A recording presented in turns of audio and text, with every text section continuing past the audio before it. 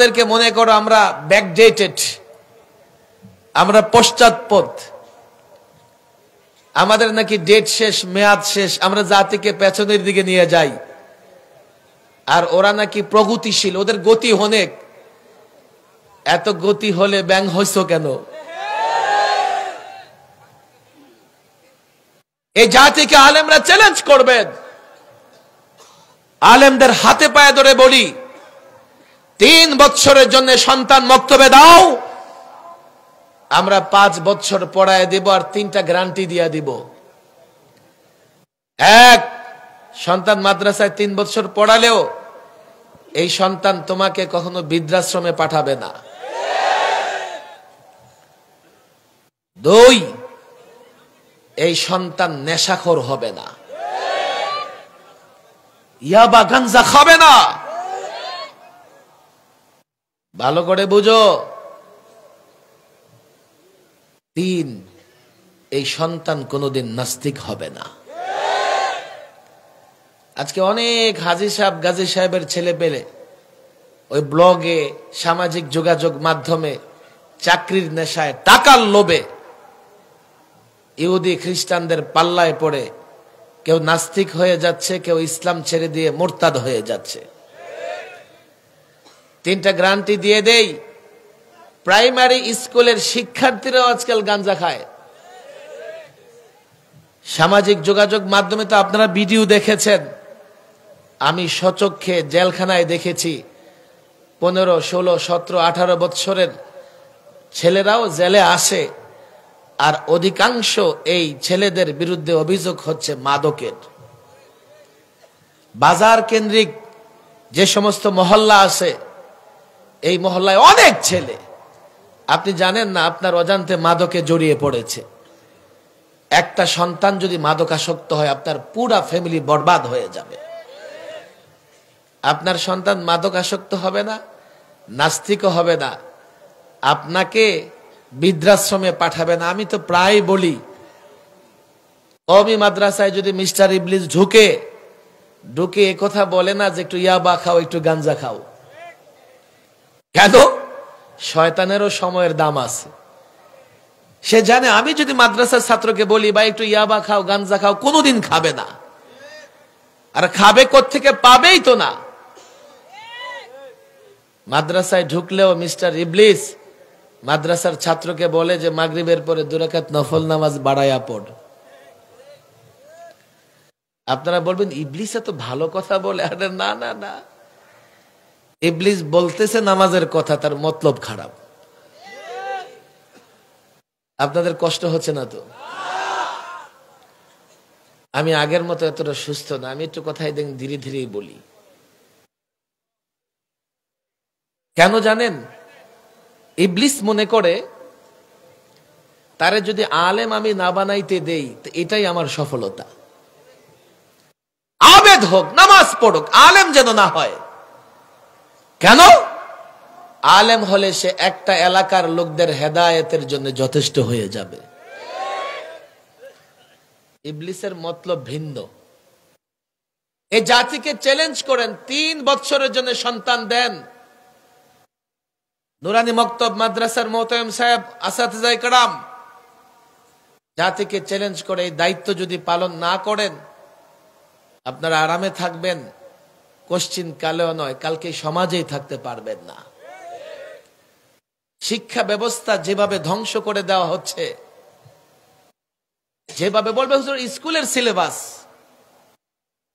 আলিয়া মাদ্রাসাগুলো এখন, আলিয়া মাদ্রাসায় প্রবেশ করলে এটা মাদ্রাসা না স্কুল বোঝা যায় না। যখন কওমি মাদ্রাসার সনদের স্বীকৃতি দেওয়া হয়, আমার সঙ্গে নাস্তিকদের বিতর্ক হয়েছে। তাদের একটা প্রশ্ন ছিল, হ্যাঁ আপনারা এসএসসি পাস করবেন না, এইচএসসি করবেন না, ডিগ্রি করবেন না, 1 লাফে মাস্টার্স পাস করে ফেলবেন? অনেক বিতর্ক হয়েছে। বিতর্ক হয়েছে আমাদের আলেমদের মধ্যে, কোন কোন বুদ্ধিজীবী আলেমের সঙ্গে আমার বিতর্ক হয়েছে। 1 লাফে মাস্টার্স পাস করা যায় না। আমি বলেছি, কে বলেছে আমরা 1 লাফে মাস্টার্স পাস করতে চাই? আমরা তো সবগুলো পরীক্ষা দেই, সেগুলো আমাদের মাদ্রাসাওয়ালারা নেবে। ফাইনাল চূড়ান্ত পরীক্ষাটা বোর্ড ভিত্তিক হবে। আমরা এক লাফে মাস্টার্স পাস করছি কে বলেছে? তখন আমাদের কিছু বুদ্ধিজীবীরা বলা শুরু করেছে, আচ্ছা আচ্ছা আমরা পর্যায়ক্রমে এখন মাস্টার্স নেই, এরপরে এসএসসি এইচএসসি সবগুলো নিব। আলেমদের বলি একটু খেয়াল করে শোনেন, এখন আলিয়া মাদ্রাসার যারা মুহাদ্দিস সাহেব আছেন, ফাজিল কামেলে পড়ান, তারা বলতেছে আফসোস কয়েকদিনের মধ্যে ফাজিল কামেল আর থাকবে না, ফাজিল কামেল বন্ধ করে দিতে হবে। কেন? দাখিল পাশ করে 90% ছেলে কলেজে চলে যায়, যে 10% থাকে এগুলো আলেম পাশ করে চলে যায়, থাকে না। হ্যাঁ, ফাজেলে ভর্তি হয়ে থাকে কিন্তু ক্লাস করে না। ফাজেলে ক্লাসে 200 ছাত্র ছাত্রী আছে, 200 ছাত্র আছে। মুহাদ্দিস সাহেব যখন হাদিসের কিতাব নিয়ে ঢুকেন, দেখে 4-5 জন বসে আছে। আলেম ওলামারা নাহবি মির, শরীফে কায়া সব সনদের মান যদি চাও, কালকে তোমরা মেশকাত দাওরায়ে হাদিসের সবকে গিয়ে ছাত্র খুঁজে পাবে না। এখনই তো এমন হয়ে গেছে, আমাদের ছেলেরা গাইড নির্ভর পড়াশোনা করতেছে, জেহেলত এসে গেছে নানা মাদ্রাসার জিম্মাদারিতে, ছাত্রদের তাম্বি করারও কেউ নাই, নির্ভর আমাদের ছেলেরা পড়াশোনা করে। এটা আলিয়া হতে দেরি লাগবে না। আলিয়া মাদ্রাসা শেষ, কওমি মাদ্রাসা আমরা যতটা ধরে রাখতে পেরেছি, আমার ভয় হয় সামনে ধরে রাখতে পারবো কিনা। স্কুলের ছাত্রদের ইমানের হেফাজতের দায়িত্ব আলেম ওলামাদের।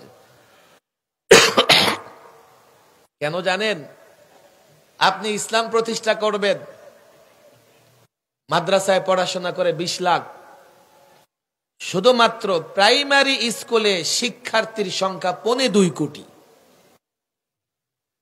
আপনি 20 লাখ রে বানাবেন ইসলামের পক্ষে, আর তারা ডারুইন, ব্যাং, হাঁস, নানান শিক্ষা দিয়া ওদেরকে বানাবে ইসলামের বিরুদ্ধে।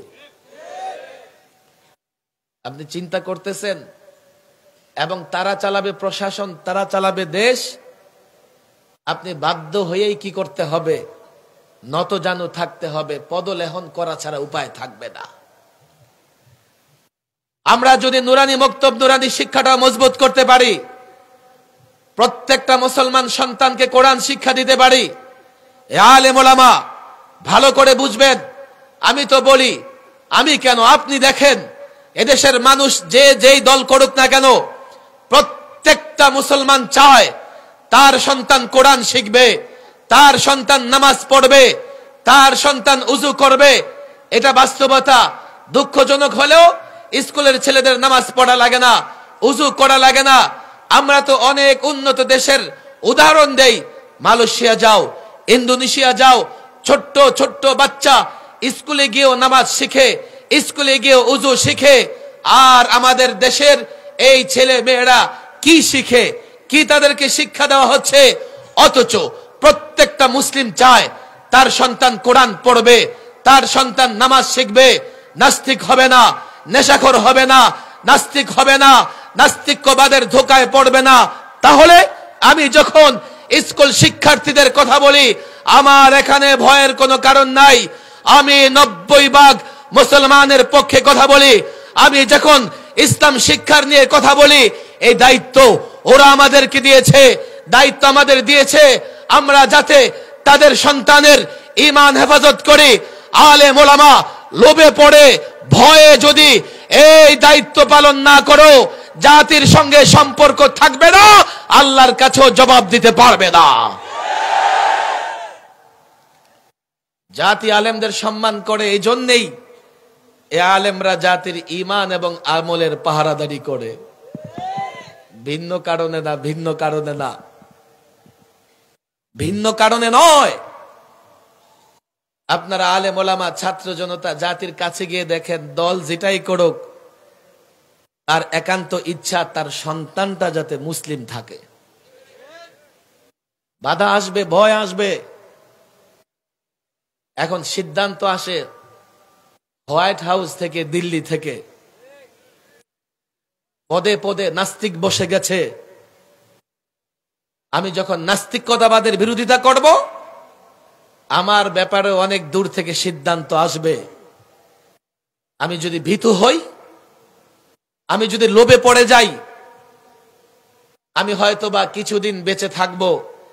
কাল এই জাতি যখন ধোকায় পড়ে বিভ্রান্ত হবে, ভ্রষ্ট হবে, ইহুদি খ্রিস্টানদের ইতিহাস, খ্রিস্টানদের আলেম ওলামারা তাদের সঙ্গে থাকতে পারে না, ভ্যাটিকান সিটিতে চলে গেছে। ভ্যাটিকান সিটিতে চলে গেছে। আলেম ওলামারা দায়িত্ব পালন না করলেও লোকালয়ে থাকা যাবে না, কোনো চরে গিয়ে বসবাস করতে হবে। সমাজ যখন নষ্ট হয়ে যাবে, সমাজের লোকেরা মনে করবে আরে হারাম হারাম, এগুলো তো আলেম বল, এগুলো তো আমাদের বুঝে আসে না। আলেমকে নিক্ষেপ করো, হারাম শেষ হয়ে যাবে, হারাম শেষ হয়ে যাবে। কথা আমি দীর্ঘ করব না, অনেক ওলামা একরাম আছে, আমার কথাগুলো বুঝবার চেষ্টা করেন। ইসলাম কার পছন্দের ধর্ম? আরো জোরে বলেন, কার? আন্তঃধর্মীয় সম্প্রীতি এগুলো আমাদের দরকার নাই। ইসলাম এমন এক ধর্ম যেখানে সকলের অধিকারের কথা আছে। কথা ঠিক না বেঠিক? ইসলাম যদি মানে সব ধর্মের লোকেরা শান্তিতে থাকবে। আমি একটা এক্সাম্পল দেই। প্রায় এই যে এখন পেঁয়াজের দাম বাড়ছে, খালি সমালোচনা করে বিরোধী দল। কিন্তু পেঁয়াজ 200 টাকা হোক, 150 টাকা হোক, চড়া মূল্য দিয়ে সরকারি দলের লোকেরাও কিনে। কথা ঠিক না বেঠিক? সমালোচনা করে, আন্দোলন করে বিরোধী দল। আচ্ছা, বিরোধী দল সমালোচনা করে, আন্দোলন করে, পেঁয়াজের মূল্য যদি কমাইতে পারে, তো শুধু বিরোধী দলই কম মূল্যে কিনবে না, সরকারি দলও কিনবে? ইসলাম শান্তির ধর্ম প্রতিষ্ঠা হলে শুধু মুসলিম শান্তিতে থাকবে এমন নয়, অমুসলিমও শান্তিতে থাকবে।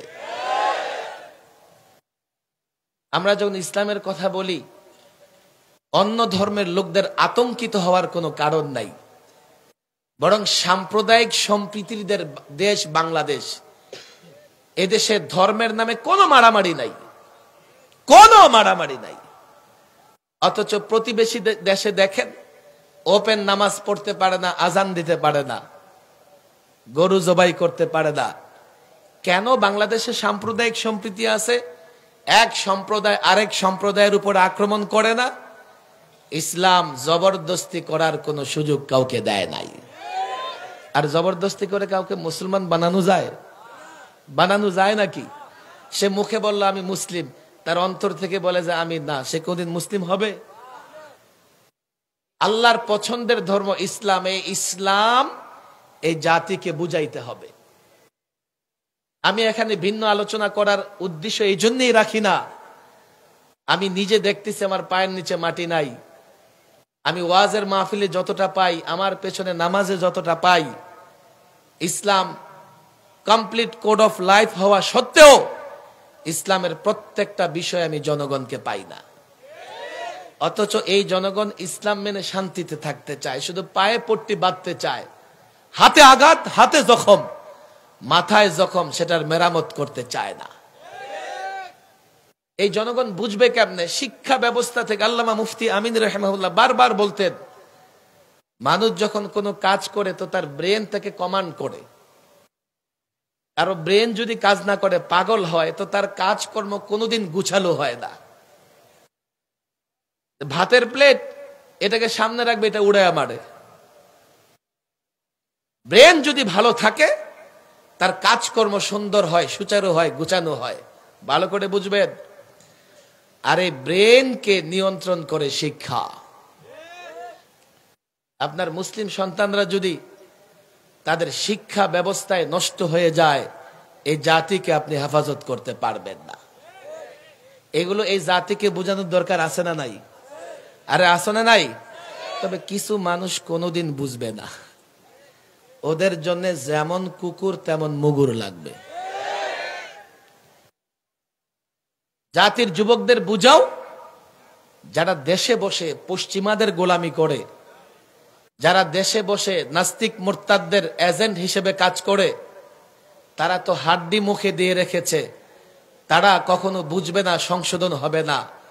তাদের জন্যই মাঝে মধ্যে আমাদের বজ্র কণ্ঠে কথা বলা লাগে, ময়দানে ঝাঁপিয়ে পড়া লাগে। আলেম ওলামাদের বলি, ভয় পাওয়ার কোনো কারণ নাই। মনে করতে পারেন 2600 আলেম, ছাত্র, যুবক বন্দী হয়েছে, ইসলাম শেষ। আল্লাহর কসম কোনোদিন নয়। আমি এই জুলুমের উপরে স্বপ্ন দেখে, আমি এই জুলুমের উপরে স্বপ্ন দেখতে ভালোবাসি। কি স্বপ্ন? আমি তো মনে করি 2600 নয়, সংখ্যা যদি 26,000 হতো আরো ভালো হতো। বন্দী জীবনে প্রত্যেকটা আলেম তাকওয়ার পরীক্ষা দিয়েছে, সহনশীলতার পরীক্ষা দিয়েছে, সবরের পরীক্ষা দিয়েছে। আল্লাহর উপর ভরসা করে বলি, এ আলেমরা জেলে বন্দী থেকে তাকওয়াকে সমৃদ্ধ করেছে। আগামীতে যদি এই জাতির যুবক আলেম সমাজ তাদের নেতৃত্বে কাজ করে, বন্দী করে ইসলাম শেষ করে দেবে। আমি তো বলি, আলেমদেরকে বন্দী করে 50 বছর নয়, আমি এখন 25 বছর পরে খেলাফতের স্বপ্ন দেখি। আমি স্বপ্ন দেখে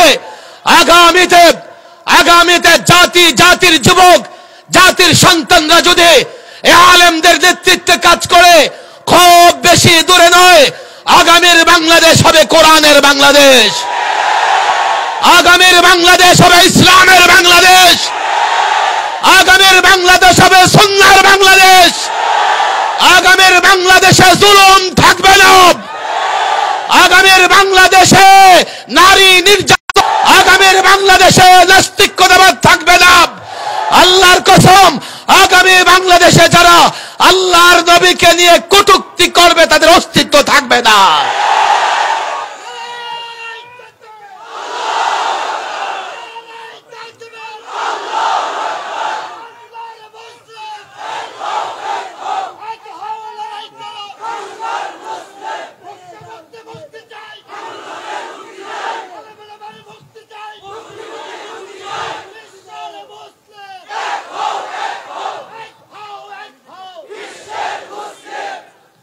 আমি শুধু আপনাদের কাছে অনুরোধ করব, ত্যাগ এবং কুরবানির উপরে পানি ঢেলে দিবেন না। সবর করেন, সবর করেন, সবর করেন। মুমিনের হারানোর কিছুই নাই। আল্লাহর কসম, আমাদের হারানোর কিছুই নাই। বন্দি রেখেছো, জেলখানায় কি করেছি? আমাদেরকে আল্লাহর নৈকট্য প্রাপ্ত হওয়ার সুযোগ করে দিয়েছে। মুমিন আল্লাহর সঙ্গে তার সম্পর্ক থাকবে, এটাই তার চরম পাওয়া। আলেম ওলামা, ছাত্র জনতা, আমার বড় অনুরোধ, সবর করতে হবে। পরিস্থিতি যাই হোক না কেন, নিজেকে কুরবানির গরুর মতো হাটে উঠানো যাবে না,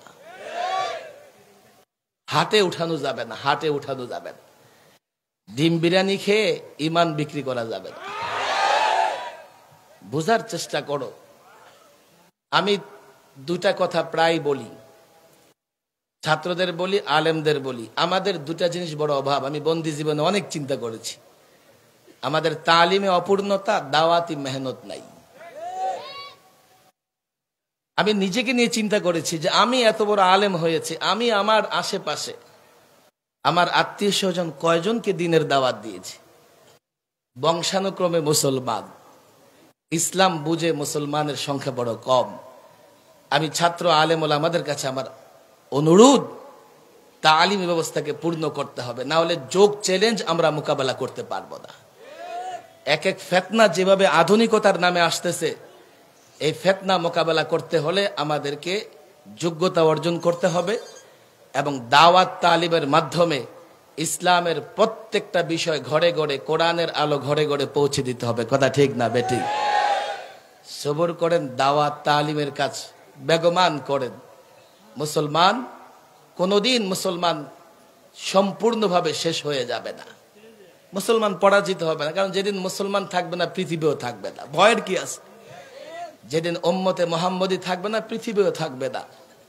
বিদায় সাহস এবং হিম্মত দিয়ে হযরত আব্দুল্লাহ ইবনে আব্বাসের হাদিস আমি প্রায় বলি, মনে রাখবেন, গোটা দুনিয়া যদি মনে করে আপনার একটু উপকার করবে, ততটুকু করতে পারবে যতটুকু তাকদিরে আছে। আমেরিকা, নেটো, দিল্লি সব মিলে যদি মনে করে আপনার কোনো ক্ষতি করবে, ততটুকু করতে পারবে যতটুকু তাকদিরে আছে। ভয়ে হোক কিংবা লোভে কুরবানির হাটে গিয়ে নিজেকে তোলা কোনোভাবেই সমীচীন হবে না। আল্লাহ তাবারক ওয়া তাআলা উম্মার আলেমদের হেফাজত করুন। আল্লাহ তাবারক ওয়া তাআলা আমাদের মুরব্বীদের হেফাজত করুন। ওমা তৌফিকি ইল্লা বিল্লাহ ওমা আলাইনা ইল্লাল বালাগ।